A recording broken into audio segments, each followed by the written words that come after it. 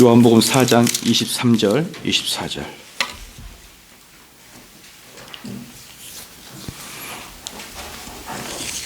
요한복음 3장 23절, 24절 말씀입니다. 한 절씩 읽겠습니다. 아버지께 참으로 예배하는 자들은 신령과 진정으로 예배할 때가 오나니 곧 이때라. 아버지께서는 이렇게 자기에게 예배하는 자들을 찾으시니라. 예배하는 자가 신령과 진정으로 예배할지니라. 아멘. 오늘은 제2과 보겠습니다. 하나님께서 참되게 예배하는 자들은 영과 진리로 예배할 때가 오나니 곧 이때라. 아버지께서는 자기에게 이렇게 예배하는 자들을 찾으시니라. 하나님 영이신 예배하는 자가 영과 진리로 예배할지니라 라고 나와 있고요. 하나님은 영이시다라는 말씀이 있습니다. 하나님은 물질이 아니시며 육체적이지도 않습니다. 즉 그분은 육신을 가지고 있지 않으십니다. 이 진리가 내포하는 것 중에 두 가지 큰 것들은 하나님은 인류에게 공통으로 있는 물리적인 제약들 중에 어떤 곳에도 구속받지 않는다는 것과 하나님은 보이지 않는다고 해서 인간이 만든 형상들에 의해 낮추어져서는 안 된다는 것입니다. 여기서 인간이 만든 형상을 낮춘다, 인간이 만드는 것에서 형상을 낮춘다라는 게 무슨 뜻입니까? 제가 왜 십자가를 교회 안에 걸지 않느냐에 대해서 제가 글을 쓴 거, 제임스 베커가 쓴 것을 제가 쓴 거 있는데, 십자가를 걸어두면은 그 십자가가 상징하는 게 있죠. 그러면 예수 그리스도의 고난과 예수 그리스도의 낮아지심, 예수 그리스도의 겸손, 이런 것들이 십자가에서 예수 그리스도를 예표할 수 있지 않습니까? 그러나 예수 그리스도의 부활하심, 예수 그리스도의 승리하심, 영광, 예수 그리스도의 온천하를 다스리심에 대한 것은 십자가가 표현해 줄 수가 없지 않습니까? 그렇죠? 그렇기 때문에 십자가를 걸어놓는 순간 예수 그리스도의 승리하심의 예수 그리스도를 표현하지 못함으로 그 하나님의 제약을, 하나님의 속성의 제약을 두고 있다는 뜻이에요. 하나님의 속성에 제약을 두고 있다. 그래서 십계명의 말씀에 보면은 어떤 형상이든지 만들지 말라 했던 이유가 바로 그러한 것 때문이죠. 예컨대 출애굽할 때 그 아론이 만든 송아지는 하나님의 능력, 하나님의 힘, 하나님의 권능을 나타내지만 하나님의 자비하심과 사랑과 인자하심, 지혜로우심을 그 송아지는 표현해낼 수 없지 않습니까? 그래서요, 이 땅에 어떠한 형상을 만들어 놔도 그 형상은 그 하나님에 대해서 인지시켜 주는 부분이 있는가 하면은 필연적으로 그것을 인지시킬 수 없는 부분이 있기 때문에 어떤 형상이든지 그 하나님의 속성을 100% 보여줄 수 없기 때문에 어떤 형상이든지 만들면 하나님을 욕되게 하는 것이죠. 그 뜻인 것을 아시겠죠? 그래서 때때로 성경은 하나님에게 마치 육신을 가진 것처럼 말하기도 하죠. 그분의 팔이나 등, 숨결, 귀, 눈, 얼굴, 발 등에 대해 관련된 언급들이 있기는 합니다. 그렇지만 하나님은 영이시라는 진리에 비추어서 우리는 이런 언급들을 어떻게 설명하는가? 신학에서 이런 것들을 신인, 동형, 동성, 설적이라고 표현하고 있습니다. 그게 무슨 말입니까? 인간과 하나님을 이렇게 비슷하게 표현하여서 하나님을 우리가 이해할 수 쉽게 만들어 써놓은 거다. 신인, 동형설이다라고 보면 됩니다. 다른 말로 하면 하나님은 사람들이 이해할 수 있을 만큼 많은 방법으로 자신에 대한 진리를 소통시키기 위해 인간적인 품성을 단순히 스스로에게 돌리고 있는 것입니다. 예를 들면 성경은 하나님의 날개들과 그분의 날개들의 그림자 밑으로 숨고 있는 그의 백성에 대해서 말하고 있습니다. 그런 진순들을 문자적으로 해석하면 어리석은 것밖에 되지 않는 것이죠. 그러니까 그것은 상징적이고 은유적인 것이지 그게 하나님을 나타내는 거 아닙니다. 그러면 오늘 우리가 집중적으로 볼 것은 뭐냐면 바로 1번이에요. 1번만 오늘은 보면은 아마 끝날 것 같습니다. 왜냐 그러면 하나님은 영이시다라고 나올 때 첫 번째로 곧 하나님에 대한 예배가 나오거든요. 그래서 무엇보다도 중요한 것은 예배가 무엇이냐라는 것을 알아야 되기 때문에 오늘은 그 예배가 무엇인가에 대해서만 좀 알고 지나갔으면 좋겠습니다. 그것만 알아도 우리는 오늘 하루 충분히 부족하죠. 충분히 부족하죠. 예배가 무엇인가를 알아도. 그리고 예배는 궁극적으로 우리 성도들이 가장 귀하게 여겨야 될 그런 것들이기 때문에 예배가 무엇인지 다시 한번 아시는 분도 계시겠지만 다시 한번 우리가 알겠습니다. 2번, 하나님의 성경절에 의하면 하나님은 영이시라는 진리에 비추어 우리는 어떻게 살아야 되는가? 첫 번째, 우리가 하나님을 신실하게 예배해야 됩니다. 신실하게 예배해야 됩니다. 그러면 이제 우리가 그 종교 개혁자들, 그 다음에 청교도들의 예배론에 대해서 우리가 좀 보겠습니다. 이 우리들의 예배는 첫 번째, 철저히 성경의 권위를 두고 있어야 됩니다. 성경의 권위를 두고 있습니다. 그러니까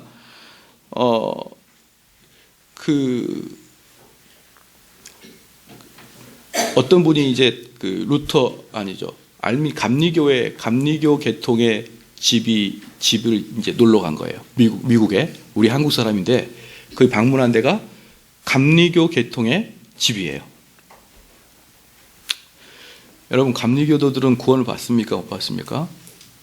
네, 그렇게 단답형으로 말할 수는 없죠. 왜냐 그러면 구원은 믿음으로 받으니까. 그래서 감리교도들도 믿음으로 구원을 받는 사람이 있는가 하면 그렇죠.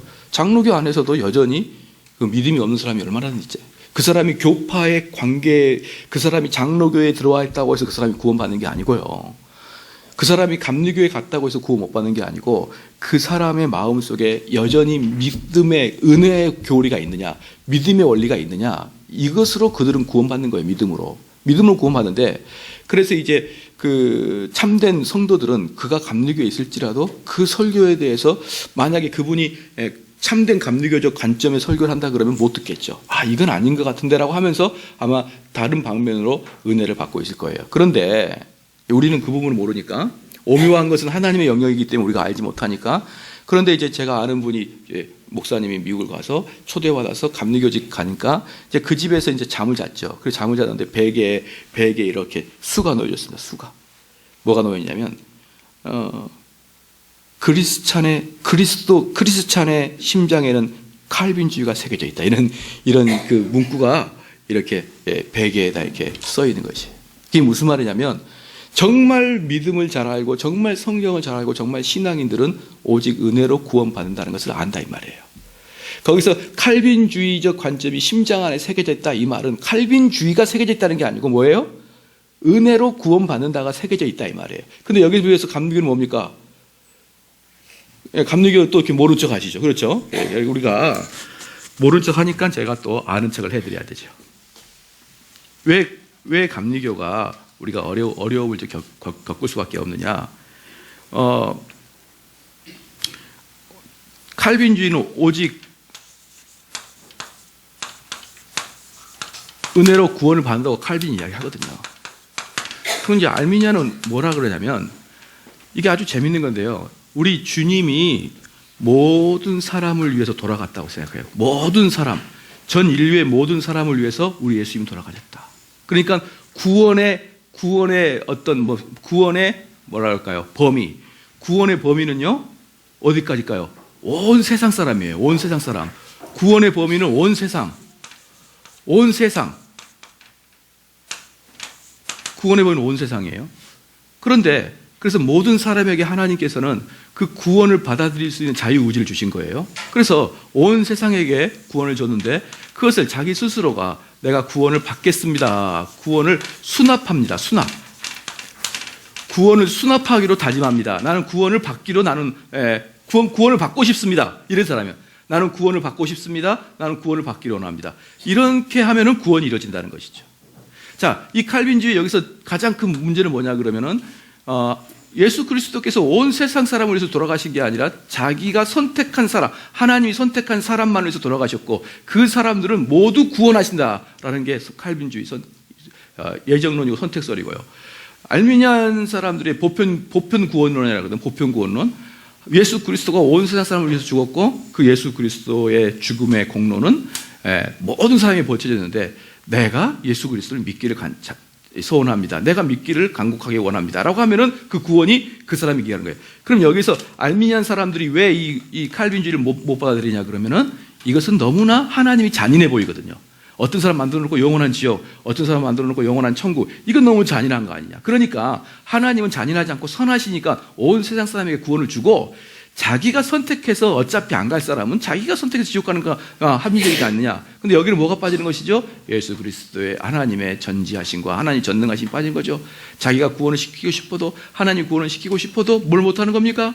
구원받기를 원하지 않으면 구원을 못 받아버리는 것이죠. 난 쟤는 구원 주기 싫은데 근데 걔가 받아버린 거예요, 그냥 이렇게. 그러면 천국이 언제 뭐가 되겠습니까? 그래서 이것이 이제 알미니안적 관점이거든요. 그래서 이제 여러분 알미니안적 관점이 어떻게 이제 예배를 드냐 봐볼까요? 자, 여러분들 오늘 주님을 영접할 사람 손 들어보세요. 일어나 보세요. 그럼 일어나고 손 들고 써버리고 막 그러잖아요. 영접해버리잖아요, 그날로.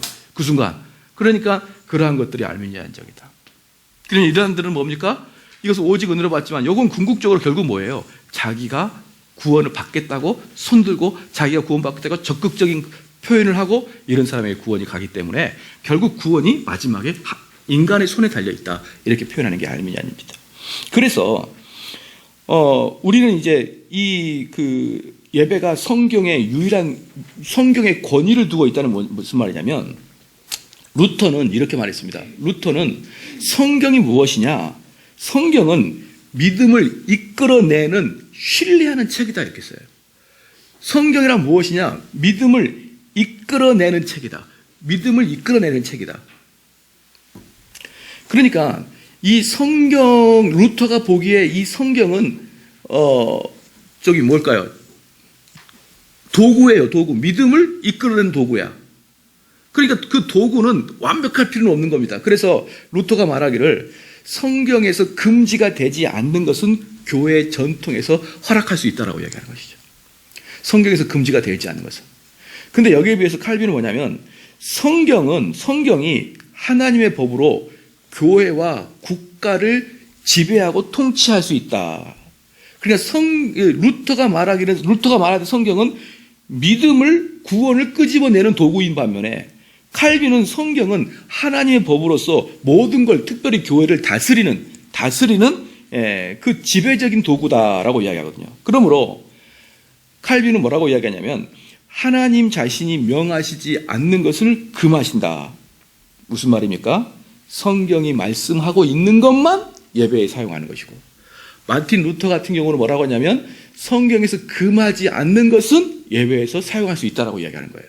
자, 한번 봐볼까요? 우리가 예배 시간에 뭡니까? 찬양대가 끝나면은 축하합니다. 박수를 이렇게 칠 수 있죠. 그렇죠? 자, 그 박수는 누구한테 치는 것이죠? 예?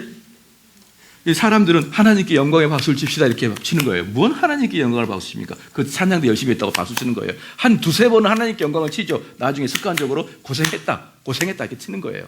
하나님께 영광을 박수 치려면 찬양하는 중간에도 치면 될 거 아니에요. 찬양하는 중간에도. 왜 찬양이 끝날 때 하나님께 영광을 돌리냐고요.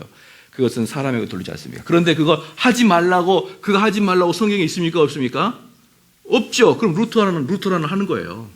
그렇게 하나님께 영광의 박수를 돌립시다. 그런데 칼빈이 보기에는 하나님께 영광의 박수, 예배 시간에 박수를 쳐야 된다는 것이 성경에 있습니까? 없습니까? 없으니까 안 하는 거예요. 무슨 말씀인지 알겠죠? 그래서 루터란 같은 경우는 성경에 금지하지 않는 것인데 우리 인간이 생각하기에 선하고 올바른 것이면은 그것을 성경에 얼마든지 도입해 될 수도 있다는 거예요. 자, 또 하나 물어볼게요. 그러면 우리가 예배 시간에 그 드럼을 칠 수 있습니까? 없습니까? 루터라는 칠 수 있는 거예요. 왜? 금한 게 없지 않습니까? 그럼 저는 루터한테 묻고 싶어요. 예배 시간에 목탁을 쳐도 되냐 안 되냐? 금한 게 없잖아요. 그러니까 그렇게 한도 끝도 없이 됩니다. 그래서 칼빈주의자들은 뭐라고 합니까? 성경에 딱 명령하는 것만, 성경에서 명령하는 것만 예배에 사용하라라고 이야기하는 것이죠. 그래서 여기에서 이제 그 청교도들은 뭐라고 합니까? 오직 성경만이 이제 예배의 유일한 기준인데 그 이유는 두 가지가 있어요. 성경만이 예배의 기준인 두 가지 이유가 있습니다. 성경이 하나님의 율법이기 때문에 하나님이 인간의 전통과 고안들을 성경의 명령들에 위배되는 우상 숭배와 불순종으로서 그 합법성을 인정하시지 않는다. 즉 다시 말하면 청교도들이나 칼빈주의자들은 성경의 없는 것들은 우상 숭배와 불순종에 들어갈 수가 있다. 그러면서 이렇게 말합니다. 어떠한 의식도 만일 성경에 담겨져 있지 않다면 하나님의 교회 안에서 어디에나 계속적으로 존재할 필요가 없다라고 이야기하는 것이죠. 다시 말합니다. 어떠한 의식도 만일 성경에 담겨 있지 않다면 하나님의 교회 안에 어디에나 계속적으로 존재할 필요가 없다. 그러면 여러분 한번 봐볼까요? 기도할 때 우리 아들내미가 이제 아르헨티나 있잖아요. 남미 축구 잘하네. 그러니까 우리 아들도 이제 보는 게 많아가지고 이제 저랑 가면 축구 하는데 이제 저는 축구 하기 힘들잖아요. 배가 나와가지고. 그러니까 이제 페널티킥을 서로가 페널티킥 편해해요. 서로가. 그런 페널티킥 찰 때 우리 아들은 막 이럽니다. 왜 그럴까요? 남미에서 맨날 이러니까 뭔가를 얼굴을 돌려대거든요. 정확하게 모르겠는데. 그러니까 맨날 이렇게 하면서 이렇게 막 하는 거예요. 우리 아들이 봉건이 있어가지고. 자, 이거 하면 됩니까? 안 됩니까? 요거요. 됩니까? 안 됩니까? 왜 안 되는 거예요? 이거 하면 왜 안 됩니까? 한숨 쉬지 말고 이야기하세요. 왜 안 되냐고, 왜? 이렇게 하면 왜 안 돼요? 하나님께 삿대질하면 왜 안 되냐고. 성경에 안 나왔잖아요. 단순해요. 성경에 안 나온 모든 것은 폐기 처분하라 이 말이에요. 이거 왜 안 됩니까? 성경에 안 나왔으니까. 뭐 이렇게 쉬운 얘기를 한숨 쉬고 그러세요. 가르쳐줘도 겸손해서 대답을 못해요. 그래서 예배 방식에는 이러한 것들을 분명히 행하지 말라라고 나와 있지는 않지만 그것이 행하라라고 나와 있지 않기 때문에 안 하는 것이다. 자, 루터란하고 칼빈주의를 딱 알겠죠? 그래서 루터란들은 그래서 예배가 상당히 카톨릭적 같죠. 그렇죠. 그 다음에 두 번째입니다. 이제 이게 좀 중요한데요. 인간이 전적 타락한 존재이기 때문에 그런 거예요. 인간이 전적 타락한 존재이기 때문에 루터는 어거스틴은 뭐라고 그랬냐 그러면요. 어거스틴은 인간을 영적 등 곱추라 그랬어요. 곱추. 영적 곱추라 그랬어요. 그래서 자기가 아무리 피고 싶어도 못 펴요. 다리가 절름발이니까 아무리 똑바로 걷고 싶어도 못 걷는 거예요. 그렇죠. 그래서 우리 인간들은 영적으로 타락했기 때문에 아무리 좋은 생각을 해도 삐뚤게 나가는 거예요. 왜곡되게. 아무리 좋은 생각을 해도 삐뚤게 나가요. 삐뚤게. 그게 이제 어거스틴이 말하고 있는 그 영적 곱추설이거든요. 그러면 이제 우리가 전적 타락의 존재로서 예배 시간에 이거 한번 해볼까? 이거 한번 좋을 것 같은데 그건 다 어거스틴 말할 때 꼽추처럼 나오는 거예요. 그러니까 그러면 예배는 영과 진리로 드려야 하잖아요. 그렇죠? 영과 진리잖아요. 성령과 진리로 드리잖아요. 그래 진리는 뭡니까? 하나님의 말씀이고 하나님 말씀이 틀림없는 진리에 의해서 드려져야 되는데 인간의 도용해낸 걸로서는 모든 게 어쨌든 틀림이 나온다는 것이에요. 그렇기 때문에 안 하는 것입니다. 자, 그러면 또 하나 말씀을 드리면 찬송가도 말이죠. 찬송가도 진리를 드려야 돼. 진리를. 예? 찬송가도 진리를 딱 드리는데 진리는 뭡니까? 하나도 틀림이 없다는 거예요. 하나도 틀림이 없다. 그래서 이 당시에 종교개혁 당시에는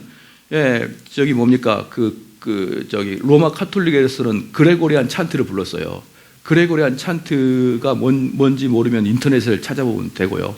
그 다음에 루터란들은 성가곡이라 그러나 하여튼 그걸 불렀고 그 다음에 또 하나 교파가 뭐죠? 하나는 찬트를 불렀습니다. 찬트를 부르는 교파가 있었어요. 성가곡, 찬트, 그 다음에 카톨릭은 그레고리안. 그런데 여기에 비해서 칼빈주의는 시편을 불렀어요. 시편. 왜 그럴까요? 무언 가사를 써도 오류가 있거든. 왜? 인간이 만들었으니까. 무슨 가사를 써도 인간이 만들었으니까 오류가 있는 거예요. 그런데 시편은 오류가 없잖아요. 오류가. 그런데 저는 이제 그러면 시편만 불러야 되느냐? 어떤 교회는 시편만 부르는데 저는 그걸 반대하죠. 왜 그럴까요? 첫 번째, 사람들이 우리 교회를 이단으로 생각하니까 좀 곤란하다. 그건 시편만 부르면. 두 번째는 뭡니까? 예수 그리스도의 사역과 예수 그리스도의 삶, 예수 그리스도의 부활, 이건 구체적으로 안 나타났잖아요. 그렇죠? 예수 그리스도의 부활하심, 이것이 안 나타나기 때문에 저는 신약 이후에도 찬양이 만들어져야 된다고 생각을 합니다. 그러나 제일 안심된 것은 무엇입니까? 성경에 나와 있는 시편이죠. 그러면은 우리가 인간이 만들기 때문에 아무리 시를 만들고 아무리 찬양을 만들어도 오류가 있죠. 그런데 오류를 최소한으로 줄여야 되는 거 아닙니까? 그러니까 어차피 50부 100부 그렇게 말하면 안 돼요. 모든 사람은 하나님 앞에 죄인이니까 모든 거 똑같다 그렇게 말하면 안 됩니다. 찬양곡도 우리가 시편을 일반 곡을 부를 때도 최대한 신학적이고 성경적으로 오류가 없는 것으로 그 가사를 불러야 되겠죠. 맞죠? 그렇기 때문에 신약 이후에 나타나는 찬송가에서는 신학적으로 성경적으로 가장 오류가 없이 만들어진 곡들을 부르는 거예요. 곡들을 가장 신학적으로 문제가 없는 곡들로. 그런데 요즘 CCM 어떻습니까? CCM 작사하는 사람 어떤 사람이죠? 여러분 아시나요? CCM? 걔가 혼자 있을 때 담배를 피는 애인지 술을 마시는 애인지 마약을 하는 애인지 어떻게 알아요? 그냥 비 오는 날 마음 울적해가지고 곡 쭉쭉 써가지고 하나님 내 마음에 오셔서 이 내 마음에 비와 같이 내 마음에 오셔서 울고 계시네. 이렇게 쓰면은 얼마나 멋져요. 그런데 그 사람의 본질적인 인격이 어떤 인격인지 여러분 아시냐고요, 그걸. 그렇기 때문에 CCM은 절대로 예배 시간에 들어오면 안 됩니다, 절대로. 그것은 왜? 흥과 티가 엄청나게 들어가 있는 거거든요. 흥과 티가. 예배 시간 전에도 막 그 CCM 부르고 가스펠송 부르면 안 됩니다, 그건. 예배 시간 전후로는. 모여 앉아서, 밥 먹기 전에는 불러도 괜찮죠. 그건 예배가 아니니까. 왜?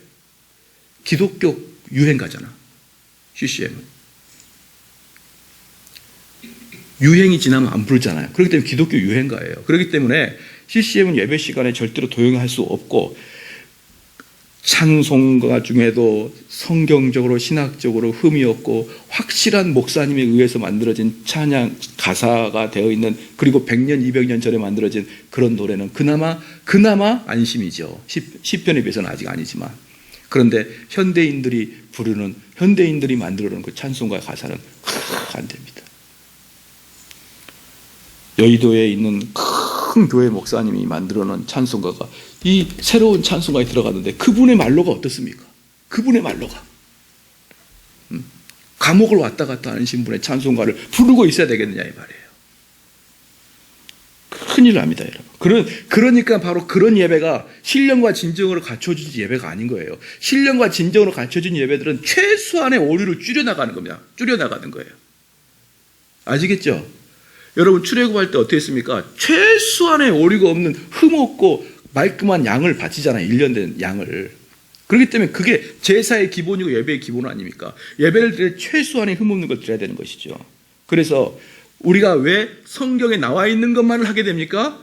두 번째 이유가 뭐죠? 인간이 전적으로 타락했기 때문에.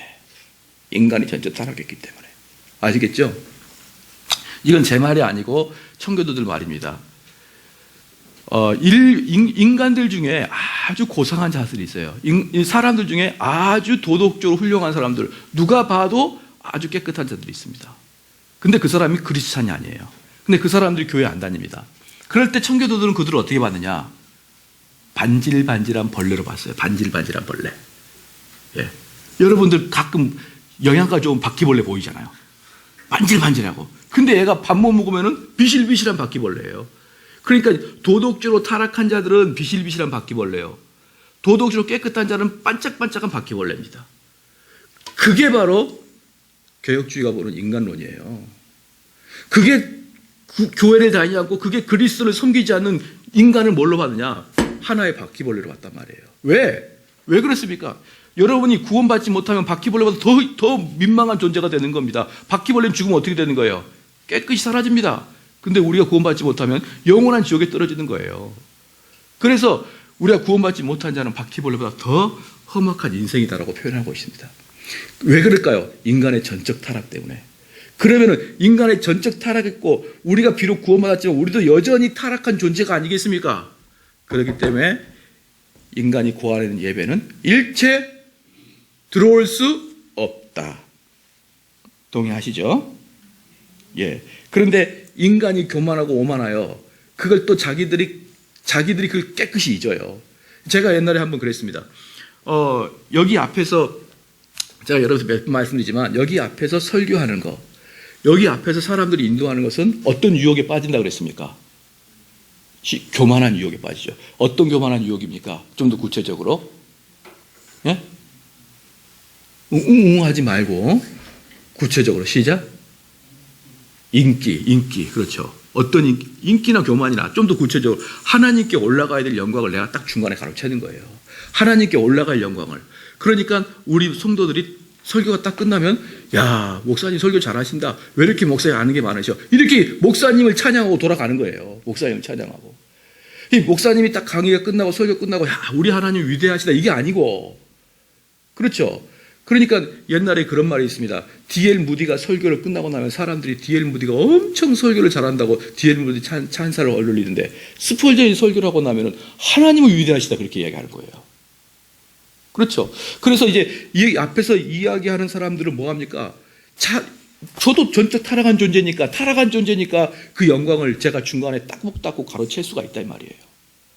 그런데 그것에 대해서 항상 깨어서 있으려고 그러고 그거에 대해서 항상 그 마음을 비우려고 노력하는 제가 있는 반면에 다른 사람은 그런 걸 전혀 개의치 않고 여기 와서 설교하고 찬양인도 할 수 있습니까? 못합니까? 있어요. 그런데 문제가 뭐냐 그러면 젊은이들 아무것도 모르고 의기충전하고 이런 애들이 앞에서 찬양인도 하면서 이 젊은 여학생들이 볼 때 울 줄 알고 사람들이 제 노래 잘한다고 울 줄 알고 이런 영광을 걔가 다 받게 한단 말입니다. 그래서 예배 인도 시간, 여기 아주 중요합니다. 예배 때 우리 성도들이 일반 평신도들이 할 수 있는 말이 있으나 말. 일반 평신도가 할 수 있는 말은 딱 두 가지. 입에서 나올 수 있는 딱 두 가지. 예배 끝나고 아멘. 기도 끝나고 아멘하고 찬송가요. 시편 찬송. 이거 할 때만 사람들이 오직 예배 시간에 입을 열었어요. 나머지는 입을 하나도 안 열었습니다. 지금 무슨 말이냐 그러면 그러니까 그 하나님께 돌아갈 영광 있죠. 하나님께 돌아갈 영광을 오직 목사만이, 훈련된 목사만이 그 일을 감당하게 했다 이 말이에요. 그 일을. 만약에 그 일을 목사가 감당하지 못하면 그 죄는 목사가 가지고 가야겠죠. 하지만 목사만큼은 그래도 그 일을 가장 훈련을 받았을 거 아닙니까? 그렇기 때문에 목사만이 그 예배를 처음부터 끝까지 다 집례를 하는 겁니다. 그런데 지금 어떡합니까? 사람들 앞에 모아서 찬양인도 하죠. 그 사람들 영혼이 하나님께 책망받고 있는지도 모르고 이 젊은이들 얼마나 불쌍한 줄 압니까? 아무것도 모르고 앞에 서가지고 그 자리가 어느 자리인데 이런 것들은 예배 시간에 상상도 안 될 그러한 거였습니다. 그래서 그 청교도 예배는 딱 목사님의 원면서예요. 처음부터 끝까지. 원래 목회 기도가 장로님 기도가 없었어요. 다 목사님 기도였어요. 그런데 한 100년 전부터 이 장로님들이 기도가 들어오기 시작했죠. 처음에는 다 그냥 처음부터 끝까지 다 목사 혼자서 그 일을 다 감당했다고요. 그런데 그것을 이제는 어땠습니까? 막 젊은이들로 풀려들고 앞에 나와서 간증하고 찬양하고 뛰고 노래할 때 뛰고 그래서 자기가 흠뻑 그렇게 영광을 받아버리게 되는 것이죠. 자, 그렇기 때문에 인간의 전적 타락 때문에 성경의 유일한 권위만 합니다. 그 다음에 두 번째입니다. 두 번째. 첫 번째 성경의 유일한 권위고 두 번째 믿음에 의한 칭의와 예정입니다. 칭의와 예정입니다. 인류에 대한 하나님의 신적 전능과 지시를 유지하는 두 가지 중심적 교리가 뭐냐 그러면 칭의와 예정 교리입니다. 예정이 뭐냐 그러면 구원이 전적으로 하나님의 역사라는 사실을 단언해 주는 것이 예정입니다. 여러분 여기 그거 없어요. 그냥 예배론 밑에다가 쓰면 됩니다. 제2과 1번, 2번에 대한 예배론을 하고 지나가기 때문에 그 다음은 없어요. 그러니까 여러분 노트 필기를 하시면 되고 아니면 들으시면 됩니다. 예정이 뭐냐면 구원이 전적으로 하나님의 역사라는 사실을 단언해 주는 것이 예정이에요. 그냥 아까도 저기서 말씀드렸지만 구원에 있어서 인간이 단 1%도 효과를 발휘할 수 없다는 게 예정입니다. 그래서 이 예정은요. 여러분들 이 예정 원리가 이게 나오게 된 궁극적인 이유가 그걸 알아야 돼요. 예정 원리. 예정은요, 두 가지로 나옵니다. 두 가지로. 첫 번째, 너 선택받았다, 너 지옥 간다, 이걸 이야기하려고 예정이 나오는 게 아니에요. 예정은요, 첫 번째가 위로입니다, 위로. 위로예요. 예정은 뭐냐 그러면 너의 구원이 우연히 이루어진 게 아니고 너는 이미 만세 전부터 예정되어 있기 때문에 너의 구원은 어떻게 된다? 파괴되지 않는다는 것을 이야기해 주려고 예정이 있는 거예요. 예정은 저 사람 선택받았니? 선택받지 않았니? 이걸 이야기하려고 하는 게 아니고 여러분들 중에 고난과 유혹과 어려움 속에 있는 사람들이 내가 정말 내가 이렇게도 그리스도 맞아 라고 할 때 이 예정은 우리에게 위로를 주죠. 그 구원이라는 것은 이렇게 죄를 진다고 해서 파괴되고 그게 아니에요. 두 번째, 이게 중요합니다. 예정은요, 예정이라는 것은 필히 어떤 결과를 도출해내냐 그러면 어떤 결과를 도출해내냐면 구원의 기준을 만들어내요. 구원의 기준. 왜냐 그러면 궁극적으로 그러면 진짜 내가 구원 받았나? 이걸 궁금하게 여기기 때문에 그럼 내가 구원을 받았나? 내가 구원을 받았나? 라고 하게 되면은 기준이 있어야 될 거 아닙니까? 그래서 이것은 필히 구원의 기준에 대해서 이야기가 나오게 되어 있어요. 그래서 그 예정론의 핵심은 이 구원의 기준을 우리가 얼마만큼 우리가 스스로에게 적응하고 있느냐, 그것을 통해서 우리가 구원의 길로 가고 있느냐를 바라보는 게 예정론이에요. 예정론의 핵심입니다. 그런데 이 예배가 바로 이 예정론의 근거에서 나와 있다. 그래서 이 예정론의 문제는 뭐냐 그러면 우리에게 위로를 주니까 이게 이제 위로가 어떻게 되냐 그러면 하나님께서 나에게 이렇게 구원을 떨치지 않았구나 이렇게 이야기를 하려고 위로를 주는 게 아니라 선택받은 백성을, 그러죠? 선택받은 백성을 불러서 교회를 데리고 와서 교회에서 예배를 드리게끔 하나님 나를 이끌으셨다라는 게 예정론이거든요. 그럼 그 예배가 어떻게 되겠습니까? 하나님의 성령님의 임재하심에 압도하심이 여러분이 딱 들어오는 거예요. 그러니까 칼빈주의 특징, 특별히 청교도의 특징은 제일 특징이 뭐냐면 예배의 분위기가 압도당하는 분위기예요. 압도당하는 분위기. 그냥 막 뭐라 그럴까요? 감당할 수 없는 압력으로 예배가 그 하나님의 임재하심으로 들어온다는 게 그 예정입니다. 그러니까 예정론은 단지 내가 선택을 받았느냐를 따지려고 하는 게 아니라 내가 선택받은 자가 하나님에게 와서 예배의 자리로 나를 부르셨구나. 그런데 그 하나님이 나를 버리지 아니하시는구나. 그 하나님이 지금 나를 버리지 아니하는 하나님 나에게 예배를 받으시길 원하시는구나. 나한테 예배를 받으시기 원해서 나에게 성령의 역사를 주시는구나. 그러면서 예배 시간 자체가 압도당하는 시간이란 말이에요. 재미있는 이야기 해드릴게요. 저는 이 칼빈의 제네바 시대로 돌아가야 된다 생각해요. 칼빈의 제네바. 어떤 사람이 저한테 그랬습니다. 목사님, 아니 그리스도인이 술 먹는 거 문제가 아니지 않습니까? 이번에 중국 가서 제가 사람들 물어보니까 맥주는 아닌 것 같은데요? 라는 중국말로 막 그렇게 표현하더라고요. 근데 해석해 보니까 맥주는 술이 아니지 않습니까? 그래서 제가 그랬죠. 제가 맨날 써먹는 거 있잖아요. 맥주 한 잔 마시고 차 끌고 공안한테 가봐라. 공안한테. 그리고 후구 물어봐라. 너 음주운전이 아닌지. 근데 여러분, 그리스도인들이 술을 먹으면 안 된다. 그게 한국에서만 있는 거 아니냐라고 이야기하는 게 많아요. 술, 담배를 안 해야 된다. 이게 한국에만 있지 않습니까? 여러분 중에 혹시 교회 나오면서 뻐끔뻐끔 피는 그런 인간들이 있을 수 있어요. 그 냄새가 좀 납니다. 한두 명에게서. 여러분들 회개해야 됩니다. 칼빈 시대 제네바 때는요, 어떻게 했는 줄 압니까? 그 제네바 의회가 술 먹는 놈들 데리고 때렸어요.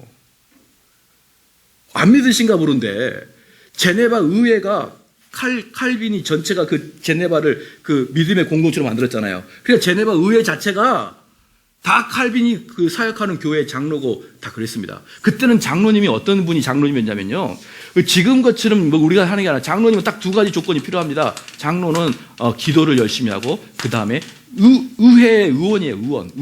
의회. 뭔지를 잘 모르시겠죠. 그러니까 그때는 그 의회가 다 투표해서 뽑혔잖아요. 의원들이. 그 의원들이 장로예요. 그 왜 지금 장로님하고 권세가 틀리죠? 너 또 뒤져봐 이러면서 다 뽑아내는 거예요. 또 담배 냄새 나는데 이리 와봐. 그 우리 교회도 장로님의 권세가 다시 살아나야 돼요. 나 주머니 털어봐. 그러면은 세연이가 뭐라고 했어요? 뭔데 그러세요?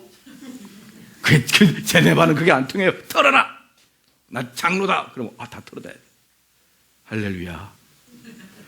그런데 그 제네바에서 술 먹고 그런 사람은 법으로 딱 금지해서 감옥에 가두거나 어떤 벌을 줬단 말이에요. 근데 그 중에 재밌는 벌이 있어요. 무슨 벌이냐? 설교 시간에 웃으면 벌 받았어요. 설교 시간에 목사님 설교하고 있는데 웃는다. 걔는 끌려갔어요. 끌려가. 왜? 하나님의 압도하심 예배 속에서 어디서 웃고 있어요. 근데 지금 목사님들이 웃기려고 해버리죠. 안 웃을래다 안 웃을 수가 없어. 너무 웃겨가지고. 칼빈주의의 예배의 특징은 압도함입니다. 압도함. 경건함, 거룩함, 압도함. 요만큼도 가볍지 않고 요만큼도 장난스럽지 않는, 설교단상에서 도저히 농담을 못하는 그런 압도함이에요. 어떻게 예배드리다가 옆 사람하고 인사합시다. 오늘 잘 왔네요. 이런 이야기를 합니까? 그건 감옥에 끌려갈 일이에요. 칼빈 시대 때는. 물론 그때는 다시는 안 오겠지만 정신은 우리가 가지고 있어야 될 거 아니에요. 정신은. 그래서 칼빈주의 특징은 하나님의 압도하시는 권능과 하나님 앞에서의 모든 인간의 평등과 개개인의 영혼이 하나님의 임재를 강조하는, 하나님의 임재를 강조하는, 그리고 이 예배 시간에 안에 있을 때 여러분 옆 사람하고는 모든 사람이 평등한 거예요. 왜? 하나님 앞에 있으니까. 하나님 앞에 있으니까. 우리나라는 뭡니까? 네 나이 몇이냐? 그 왜 나이를 물어봐요? 막 사람들이 저한테 목사님 나이가 몇이에요? 왜 자꾸 내 나이를 묻냐고요? 내 나이를 묻지 마세요. 나이를 자꾸 묻고 뭐를 묻고 그건 다 뭡니까? 지금 뭔가에 또 차등을 두려고 하는 거예요. 뭔가에 차등을. 그런데 예배당에 왔을 때는 만인이 평등합니다. 예배당 밖에 나가면 만인이 평등 안 할 수가 있어요. 그렇지만 예배당 안에서는 만인이 평등한 것입니다. 그리고 청교도들이 또는 우리 그 개혁교회가, 장로교회가 표로 삼고 있는 그 표가 있어요. 로마서 8장 한번 봅시다. 로마서 8장.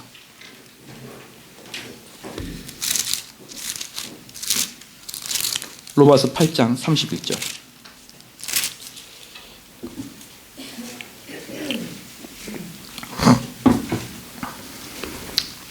로마서 8장 31절을 읽어야 되는데요. 28절부터 35절까지 천천히 읽어가면서 31절을 좀 더 강하게 좀 생각하면서 읽읍시다. 28절부터 천천히 읽겠습니다. 시작. 우리가 알거니와 하나님을 사랑하는 자 곧 그 뜻대로 부르심을 입을 자들에게는 모든 것이 협력하여 선을 이루느니라. 하나님이 미리 아신 자들로 또한 그 아들의 형상을 본받게 하기 위하여 미리 정하셨으니 이는 그로 많은 형제 중에, 자 여기서 보십시다. 29절에 뭐가 나왔습니까? 미리 아신 자들이죠. 예정이죠. 예정. 그 예정된 자들이, 그 다음에 30절 보겠습니다. 또 시작. 또 미리 정하신 그들을 또한 부르시고 부르신 그들을 또한 의롭다 하시고 의롭다 하시는 영화로. 자 잠깐 여기는 그 부르시고, 그 부르심의 목적이 뭡니까? 마지막에 영화롭게 하는 것이죠. 그렇죠. 그 다음에 31절 똑바로 읽어봅시다. 시작. 그런즉 이 일에 대하여 우리가 무슨 말하리요? 만일 하나님이 우리를 위하여 서신다면 누구? 이게 바로 칼빈주의의 핵심 교리예요. 누가 우리를 대적하겠느냐 이 말이에요. 누가? 왜? 나는 미리 이미 선택받았는데, 하나님 나를 영화롭게 하겠는데 누가 나를 대적하겠느냐는 거예요. 누가? 그러니까 이 말씀을 근거로 한 그리스도인들은 뭡니까? 두려움이 없는 거예요. 그러니 그 예배가 얼마나 폭발적이겠느냐 말이에요. 이 세상에 전쟁이 나고 이 세상에 전염병이 나고, 그렇죠. 그리고 제가 이 설교를 가르치고 말씀을 가르칠 때 이 세상에 있는 많은 목사들이 왜 너는 나랑 설교가 틀리냐? 백날 백명이 그렇게 해보십시오. 말씀 가지고 제대로 이야기하면 아무도 못 당합니다. 아무도. 누가 두렵습니까? 누가? 그렇죠. 100명이 와도 200명이 와도 3,000명, 5,000명의 교회 담임 목사가 와도 이 진리 제대로 알고 있으면 아무것도 안 무서워요. 아무것도. 결국은 말씀 붙들고 있는 사람이 다 이기게 되어 있습니다. 할렐루야. 여러분 무엇이 두렵냐 이 말이에요. 그게 바로 31절이 그게 여러분 펜으로 쫙 그어놓고 여러분 집에다가 탁 붙여놔요. 뭐라고 붙여오면 됩니까? 그런즉 이 일에 대하여 우리가 무슨 말하리요? 만일 하나님이 우리를 위하시면 누가 우리를 대적하리요? 이게 칼빈주의의 핵심 교리예요. 32절에 보니까 같이 읽겠습니다. 시작. 자기 아들을 아끼지 아니하시고 우리 모든 사람을 위해 내어 주시니가 어찌 그 아들과 함께 모든 것을 우리에게 은사로 주시지 아니하겠느냐? 누가 능히 하나님의 택하신 자들을 송사하리요? 의롭다 하신 이는 하나님. 자, 이거 봐봐요. 이거 봐봐. 32절에 누가 능히 하나님의 택하신 자. 그러니까 이렇게 하는 거예요. 마귀가 이제 우리 홍권사한테 찾아와가지고 마귀가 야, 마귀니까 제가 마귀니까 육천살이니까 반말하는 거예요. 아시잖아요. 야, 홍권사, 너 인만 너 그렇게 죄를 짓고 권사야? 이렇게 딱 하면 홍권사 맞아, 나는 죄가 많아. 그럴 때 뭐라고 합니까? 누가 능히 하나님의 택하신 자를 송사하리요? 의롭다 하신 이는 하나님이시니. 마귀를 대적하는 거예요. 마귀를. 그럼 매번 죄를 짓고 이거 쓰라는 말은 아닙니다. 그죠? 근데 죄를 짓고 회개하고 또 회개하고 또 눈 감으면 또 생각나고 또 생각하면 회개하고 그럴 때마다 자꾸 죄를 주는 게 누굽니까? 그 죄가 생각나게 하는 거. 그게 바로 마귀의 수작이죠. 그럴 때는 누가 나를 송사하겠느냐? 왜? 나는 누군데? 우리 예수님이 우리 형님인데, 우리 예수님 큰아들인데. 그렇죠. 그 다음에 34절에 시작. 누가 정죄하려 죽을 뿐 아니라 다시 살아나신 이는 그리스도 예수니 그는 하나님 우편에 계신 자요 우리를 위하여 간구하신 자시냐. 35절에 누가 우리를 그리스도의 사랑에서 끊으리요? 환난이나 공고나 핍박이나 기근이나 적시나 위협. 이 여러분들이 로마서 8장이 얼마나 우리 칼빈이 좋아하는 장인 줄 아십니까? 이 8장 가지고 그 칼빈은 그래서 칼빈주의 핵심은 하나님께 영광이에요. 하나님께 영광. 이 땅에 두려움이 없는 겁니다. 바울 봐보십시오. 부자가 돼도 교만하지 않아요. 가난한 자가 돼도 낙담지 않아요. 근데 우리는 뭐합니까? 좀 부자가 되면은 막 돈을 뿌리면서 머리에 어깨에 힘을 주고 있고, 좀 나약해지면 막 겸손해져가지고 막 쩔쩔매고 있고. 안 그랬습니다. 바울은 돈이 있으나 없으나 똑같았어요. 왜? 그거 자체가 바울한테는 그렇게 중요한 게 아니니까. 우리는 너무 그게 중요하니까 있으면 막 마음이 떳떳해지고 없으면 마음이 쫄고. 할렐루야. 여러분 그런 존재는 말이에요. 그런 존재. 여러분을 택하시고 누가 여러분을 송사하겠느냐 이 말이에요. 송사하겠느냐. 그래서요. 이게 바로 이제 예정교리를 가지고 있는 청교도들이 그렇게 예배를 폭발적으로 했던 이유들입니다. 그래서 이제 그때부터 이 영국으로 넘어오면서부터 이 칼빈파를 퓨리탄이라고 그랬어요. 퓨리탄. 왜 퓨리탄이라고 그러느냐? 왜 그랬을까요? 퓨리탄이라는 뜻이 뭡니까? 깨끗하게 한다는 거예요. 깨끗하게 한다. 깨끗하게 한다. 청교도 깨끗하게 한다. 그래서 뭘 깨끗하게 합니까? 우리는요.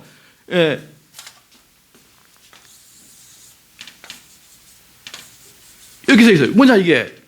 이 뼈다구가 이렇게 있는데 이 겉에 뭐가 있어요? 이렇게 덕지덕지 죄가 붙어 있는 거예요. 덕지덕지. 그러면 퓨리탄은 뭐냐? 그러면 요거 이렇게 탁 도려내는 거예요. 이렇게 도려내는 거.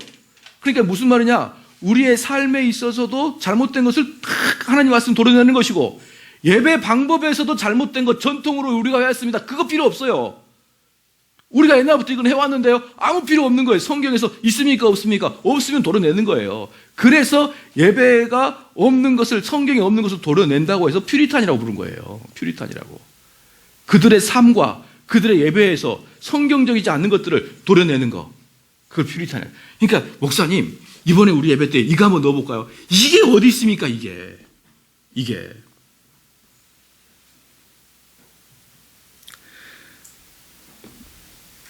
그러면 이제 예배에서 무엇을 해야 될 것인가를 좀 보겠습니다. 첫 번째, 기도를 할 때 기도가 들어가야 돼요. 예배할 때 기도가 이제 들어가야 되는데, 기도는 이거 이제 특별히 이제 그 로마 카톨릭 교회와 대항해 싸우는데, 로마 카톨릭은 이 묵주가 있죠. 묵주가 이게 손에 이게 왜 있는지 아시죠?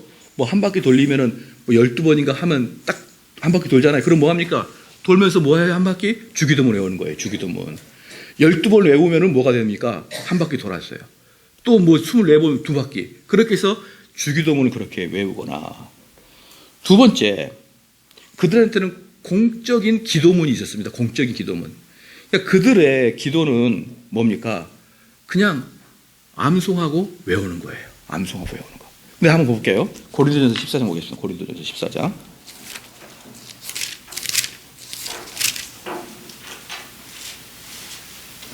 고린도전서 14장 한번 읽겠습니다. 시작. 14장 14절 시작. 내가 만일 방언으로 기도하면 나의 영이 기도하는 거니와 나의 마음은 열매를 맺지 못하냐. 이게 뭡니까? 알아듣지도 못한 걸로 기도하지 말라는 거예요. 알아듣지 못하는 걸로. 그렇게 마음을 담아내지 못하는 기도 있잖아요. 웅얼웅얼 하면서 뭐 외운 거나 그렇죠. 그런 거 하지 마라. 성령 안에서 기도가 드려진다. 그래서 성령 안에서 기도가 드려지기 위해서는 필수 조건이 있습니다. 뭐냐면 기도문을 적어오면 안 되는 거예요. 적어오면. 예. 그 어떤 다른 교회들은 모르겠어요. 기도문을 무슨 상소문처럼 적어가지고 읽은 교회들이 있어요. 상소문처럼. 뭐 여러분은 안 그럴지 모르죠. 이제 상소문처럼 적어오는 분들도 있지만 어떤 사람들은 부끄러워서 컨닝 페이퍼를 가지고 이제 하는 분들도 있는데 이제 이러한 것들이 전반적으로 뭐죠? 예. 그 성령에 의한 기도가 아니고 이제 어떤 인위적인 기도를 하는 것이죠. 왜 적어와서 기도를 할까요? 시작. 우리 홍 권사님 그런 일들이 있었나요? 적어와서 기도해? 없었어요. 어쩐지 기도가 중구난방에. 택선이 기도 적어왔었니? 언제? 중고등부 예배 때? 너 중고등학생 때? 교사했을 때? 컨닝 페이퍼처럼 해온 거예요? 아니면 두루마리처럼 해온 거예요? 보고 읽었어요. 예. 좋구나. 예. 우리 박명호 권사님은 어떻습니까?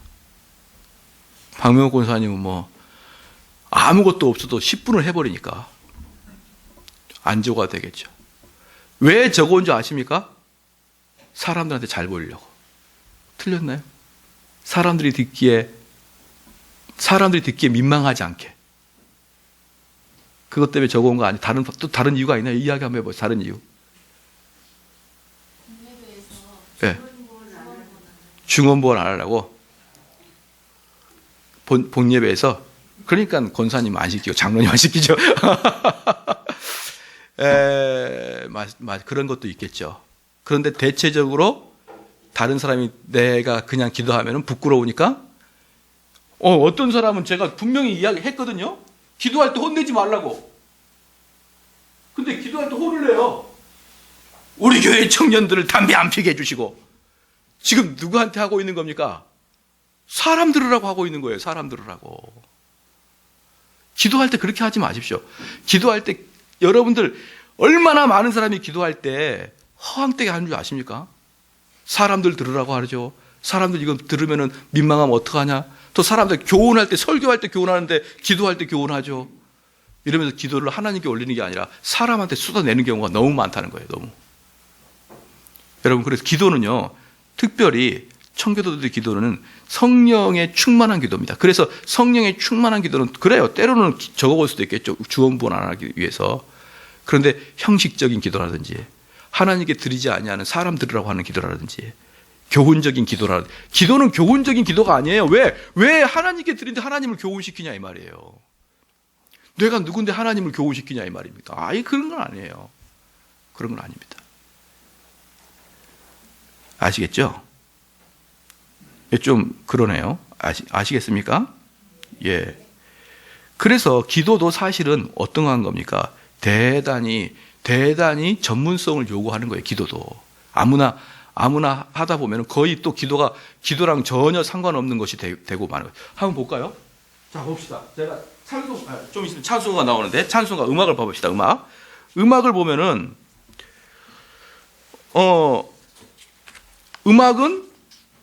음악을 할 때 악기를 사용합니까 안 합니까? 예배 시간에 악기를 사용합니까 안 합니까? 시작. 사용하네요. 네, 청교도들이나 개혁자 안 했죠, 그죠? 안 했어요. 왜 안 했을까요? 네. 왜 안 했을까요? 신약이 없으니까. 신약에 신약이 없으니까. 구약은 우리가 본받을 게 아니고요. 신약에 악기가 없으니까 안 하는 거예요. 아까도 말씀드렸지만 뭐라고요? 없으면 안 한다니까. 없으면. 아유, 목사님, 그 예배드릴 때 찬양할 때 악기 있으면 좋잖아요. 그것은 인간적인 관점이고요. 성경에는 없지 않았습니까? 그래서 개혁파 찌빙길 같은 경우는 아예 오르간을 창밖에 던져버렸습니다. 창밖에다가. 그때 오르간은 얼마나 비쌉니까? 근데 칼빈은 여기에 비해서 조금 더 유동성이 있었어요. 절제하게 사용합니다. 절제하게. 찬송가를 절제. 됐죠? 그런데 그러면 찬송가를 부를 때 저 지금 기도하고 찬송을 이야기할 때입니다. 기도하고 찬송을 이야기할 때 제가 한번 혹시 이런 CCM 아시나요? 옛날에 가스펠 속인데 창문 두드리며 비가 오네 눈물의 빗줄기 자녀를 위하여 오래 흐느끼 몰라요? 어두운 밤에 캄캄한 밤에 새벽을 찾아 떠났단 따라단딴딴 어때요? 밤무대 같죠? 종이 닭이 울어도 내 눈에는 오직 밤이었음. 어때요? 흥차흥차 되죠? 만입이 내게 있으면 그 입 다가지 어때요? 예? 첫 번째와 두 번째 곡이 어떠냐고요? 실로암하고 이거하고 나의 등 뒤에서 나를 도우시는 주 때때로 뒤돌아보며 여전히 어때요? 느낌이 안 오십니까? 빛나고 높은 보좌와 그 위 어때요? 뭔 말인지 아무것도 모르겠죠? 찬송은 내가 하나님께 드리는 거예요. 맞죠? 찬송을 통해서 하늘에서 은혜가 폭포수처럼 내려옵니까? 안 내려옵니까? 시작. 안 내려와요. 찬송은 다 알면서도 모른 척 하십니까? 찬송은 밑에서 폭포수처럼 올라가는 거예요. 분수처럼. 하나님한테. 기도도 위로 올라가는 거고요. 그러면 봐보세요. 어두운 밤에 캄캄한 밤에 내려오죠. 내 마음에 감동이 있잖아요. 나를 이야기하잖아. 인간을 중심으로 이야기하고 있잖아요. 나의 등 뒤에서 어때요? 내가 주인이잖아. 만입이 내게 하나님 올라가잖아. 있으면 입다 가지 하나님께 올라가잖아요. 가사가 하나님을 중심으로 가고 있지 않습니까? 이게 찬송가예요. 이게 찬송가는 내 마음을 쿵짝쿵짝 기쁘게 하는 게 아니고 빛나고 높은 보좌와 그 위에 하나님을 집중하잖아요. 찬송은 하나님께 올라가는 거라니까요. 그러니까 찬송가 목걸로 했으면 아예 씹히만 하란 말이에요. 어떤 건 찬송가가 아니거든요. 찬송가 안에 있어도 얼마든지 우리가 발견할 수 있습니다. 얼마든지. 그러니까 우리가 찬송가를 구할 때 찬송은 뭐냐? 찬송은 하나님께로 올라가는 것. 이렇게 딱 여러분이 정의가 되면 돼요. 하나님께로 올라가고 하나님을 생각하게 하는 것. 성부, 성자, 성령 하나님께 올라가는 겁니다. 여러분들이 이게 아무것도 아닌 것 같지만요. 이게 우리가 얼마나 뭡니까? 아무 개념 없이 예배를 드리냐 있는 거예요. 자, 그 음악이 바로 그렇습니다. 그리고 기도도 그렇습니다. 밑에서 위로 써는 거예요. 그래서 기도할 때 괜히 남들한테 책망하고 괜히 남들 교훈 주고 그렇죠. 누구 들으라 그러고 그렇죠. 누가 이렇게 교만하면 주여 겸손하게 해주세요. 이러면서 누구 들으라 그러고 안 됩니다. 안 돼요. 기도할 때는 하나님께 올려드리는 기도, 찬양도 올려드리는 기도. 자, 이게 예배죠. 예배 하나님께 쫙 올려드리는 거예요. 기도와 헌물과 내 정성과 내 시간과 다 드리고 하나님부터 쏟아붓는 말씀의 은혜와 축도를 쏟아붓는 거예요. 주거니 받거니 살아있는 생명체, 살아있는 예배, 성령의 임재가 있어서 꼼짝도 못하고 덜덜 떠는 그 예배, 그 예배가 있어야죠. 예배 시간에 팔 꺾어가지고 이렇게 앉아서 발이 까딱까딱거리고 하는 예배가 어디 있습니까? 하나님의 임재가 있는데 어떻게 그 일을 하고 있습니까? 그러면 그 다음에 또 하나,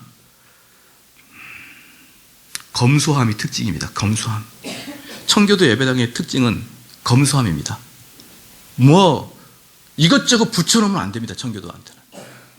예, 개혁교회는 붙여놓으면 안 돼요. 무조건 땀박하게 아무것도 없어야 됩니다. 아무것도 없어야 돼요. 그래서 사람들이 우리 교회 본다고 하면 뭐야? 왜 아무것도 없어?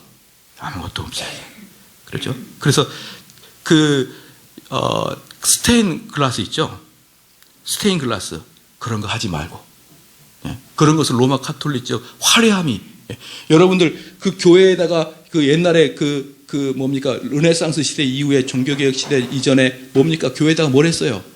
레오나르도 다빈치나 그런 사람들이 막 그림을 그렸잖아요. 그러죠? 왜 그럴까요? 교회를 화려하게 숨겨서. 물론 그렇게 해서 미술과 예술이 발달하긴 했죠. 그런데 청교도 개혁, 종교개혁자는 그건 철저히 싫어했습니다. 왜냐? 그런 식으로 하나님의 임재를 나타내지 말라는 거예요. 그런 식으로. 왜냐하면 시간이 지나면 그게 이제 나 때는 괜찮은데 우리 아들이 딱 교회 오면 와, 여기 하나님이 저렇게 계시네 하면서 그 그림에 어떤 신성을 부여할 수가 있단 말이에요. 그렇기 때문에 교회에는 아무것도 없는 흰색으로 딱 해버리면 회칠한 식으로. 그 다음에 화려한 예복을 하지 않습니다. 화려한 예복은 여러분들 보면은 그 로마 교황들이 입는 옷들 있잖아요. 그런 가운을 입지 않습니다. 그럼 어떤 가운만 입을까요? 제네바 가운이라고 그래가지고 제네바 가운은 검은색만 입습니다. 검은색. 왜 검은색을 입은 두 가지가 있어요. 첫 번째, 나는 순수하다는 거예요. 아무것도 가진 거 없다. 두 번째, 나는 죽고 예수 그리스도가 산다는 뜻의 검은색을 입는 거예요.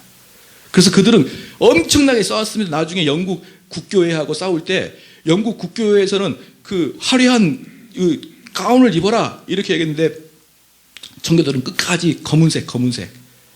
예, 그렇게 해서 검은색이 제네바 가운이라고 해가지고 아주 순수하게 입는 것을 제네바 가운이라고 합니다. 그 다음에 중앙에 높은 강단, 그렇죠? 아무도 못 올라오게 해버려야죠. 그래서 여러분 옛날에 보면 이렇게 교회 보면요 이렇게 있습니다. 이게 강다성이 이렇게 공중에 둥둥 떠 있어요. 공중에. 여기 근데 이렇게 뭐가 있습니까? 계단이 하나 있어요. 계단이. 그래서 이렇게 벽에 딱 붙어 있어요. 벽에 딱 붙어가지고 여기다가 문이 있죠. 문. 여기 올라가서 이제 설교를 하는 거예요. 여기 누가 찬양인도 하겠습니까? 올라가가지고. 아무도 못해요. 아무도. 올라갔다가 이 사람 또 설교 끝나면 내려와요. 여기에 의자가 있어. 의자가 있고 설교할 때만 올라가면. 지금 뭘 이야기하고 있습니까? 이것도 두 가지 이유 때문에 그럽니다. 그때 마이크가 없어서 위에서 떨어져야 돼. 소리가. 두 가지 상징적으로 말씀의 권위를 올리는 겁니다. 말씀만이. 그래서 그 종교개혁 때 얼마나 그 카톨릭이 미사를 많이 드렸습니까? 미사를. 모든 걸 다 폐지시키고 딱 말씀만을 드리는 것으로 예배를 거의 만들어 버렸어요. 말씀만을. 그래서 강대상을 높이 올렸다. 그러면 로마 카톨릭은 강대상이 아니고 무슨 상입니까? 시작. 제사상이죠. 제사상. 예? 로마 카톨릭은 제사상이 있어요. 그래서 여기에다가 뭐가 있는 건가요? 촛불 2개가 있잖아요. 제사를 드리려고. 그렇죠? 여기가 뭐가 있습니까? 여기 예수 그리스도의 살과 피가 있는 겁니다. 미사를 드릴 때 맨날 성찬식을 하니까. 그래서 이건 실제로 살과 피예요. 그들이 봤을 때. 제사를 드리는 거야. 근데 우리는 이거 다 폐지시키고 강대상을 높이 올려버린 거예요. 높이. 그래서 그 다음에 회중들의 진지함, 성실함 이러한 것들이 우리 그리스도인들의 예배의 특징입니다. 그래서 마지막으로 하나만 더 제가 말씀드리고 마치겠습니다. 그러면 신령과 진정으로 드린다는 뜻이 뭐냐? 신령과 진정으로 드린다는 뜻은 신령과 진리로 드린다는 뜻이잖아요. 그러면 제가 주일날도 잠깐 말씀을 드렸는데 여러분들이 내가 주님을 생각한다라는 게 바로 주님을 바라본다는 뜻이에요. 주님을 바라본다라는 뜻은 주님을 생각한다라는 뜻이에요. 아시겠죠? 그럼 주님은 어떻게 생각하느냐? 당연히 진리로 생각하죠. 말씀을 배워야 되죠. 말씀을 이게 이제 배우는 겁니다. 배우는 거. 말씀을 배우는데 말씀을 배우되 깊이 묵상한다는 거예요. 묵상. 이게 생각하는 거예요. 그러니까 말씀을 여러 번 배우는데 그 말씀을 그냥 배우는 게 아니고 이제 그 말씀을 배운 다음에 그걸 가지고 깊이 묵상하고 그걸 기도하고 그것을 여러 번 삶에 적용하는 것을 혼자 이제 보고 하는 거예요. 배울 때는 어떻게 목사님이랑 같이 배웠는데 그것을 깊이 혼자서 묵상하는 겁니다. 그게 뭐예요? 그게 진리예요. 진리. 그러니까 말씀이 여러분 거화 될 때 그걸 진리라고 하는 것이죠. 그러면 진리가 있으면 성령이 진리의 영이니까 진리가 있으면 영이 오잖아요. 그죠? 영이 옵니다. 그러면 한마디로 뭡니까? 결국 말씀을 깊이 공부하고 묵상하는 자에게 참된 예배가 온다는 거예요. 그럼 이 진리가 얼만큼 깊이 와야 되느냐? 얼만큼 깊이 와느냐? 여러분 스스로 나는 새 사람이 되었다라고 느낄 정도로 나는 새 사람이 되었다라고 느낄 정도가 여러분이 진리가 여러분을 감싸고 있는 겁니다. 그러니까 간단합니다. 나는 새 사람이 되었다. 그래서 이 예배 자체가 너무너무 감격스러운 거예요. 그 전에는 내가 깨닫지 못한 건 똑같은 말씀이었는데 그 말씀을 깨닫고 보니 어릴 때부터 듣던 그 찬양이 뭐죠? 그거? 어릴 때부터 듣던 그 찬양이 뭐죠? 말씀 나나나나나나나 난난난 그 이건 안 돼 이게. 그 제목이 뭐죠? 어릴 때부터 듣던 말씀. 여러분 회개도 좀 하시고 그래야 될 것 같아요. 뭐 찬송가게 맞다. 몇 장입니까? 아무도 도움을 안 주네요. 주 예수 크신 사랑. 236장. 제가